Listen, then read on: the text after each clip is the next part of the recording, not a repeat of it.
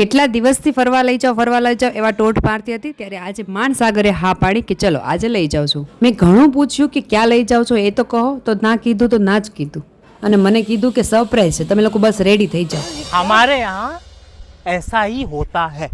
એટલે હું અને યશુ તો રેડી થઈ ગયા, અને આ જે પર્સ છે મેં દિલ્હીથી લીધું હતું એનું આજે ઓપનિંગ પણ કરી દીધું. અને હું કંઈક કરું અને યશુ તો પાછળ રહી એવું તો ક્યારે બને જ નહીં. ફાઇનલી અમે લોકેશન ઉપર પહોંચી ગયા. મારા સાથે સાથે સાગરના જે ફ્રેન્ડ છે એ લોકો પણ આવ્યા હતા, કેમ કે ફરવાની મજા તો એકલાને આવે જ નહીં, બધા જોડે હોય તો જ મજા આવે.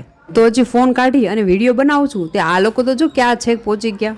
મેં કીધું અહીંયા ફરવા લઈ આવ્યા છો કે વોકિંગ કરવા માટે, એ જ ખબર નથી પડતી. અને અમારે યશુને આઈસ્ક્રીમ જોઈ જાય એટલે બીજું કાંઈ ના જોઈએ, આઈસ્ક્રીમની જીદ પકડી લીધી તો મૂકી જ નહીં. એટલે યશુ સાથે સાથે અમને પણ આઈસ્ક્રીમ ખાવાનો લાભ મળી ગયો. આ કઈ જગ્યા છે ચલો આજે કોમેન્ટ કરીને જરૂરથી કહેજો. અમદાવાદના લોકો માટે આ આટલું બધું ખાસ નહીં હોય, કેમ કે એ તો ડેઈલી આવતા જ હોય છે, પણ મારા માટે તો બહુ મસ્ત અને બહુ ખાસ હતું, કેમ કે હું અહીંયા પહેલી વખત આવેલી છું. અહીંનું લોકેશન તો મને બહુ જ ગમ્યું, એટલે બચ્ચા પાર્ટીને આગળ મોકલી અને હું અને આશા દીદી તો વિડીયો બનાવવા લાગ્યા. પણ આ લોકો શાંતિ લેવા દે એવું લાગે છે તમને?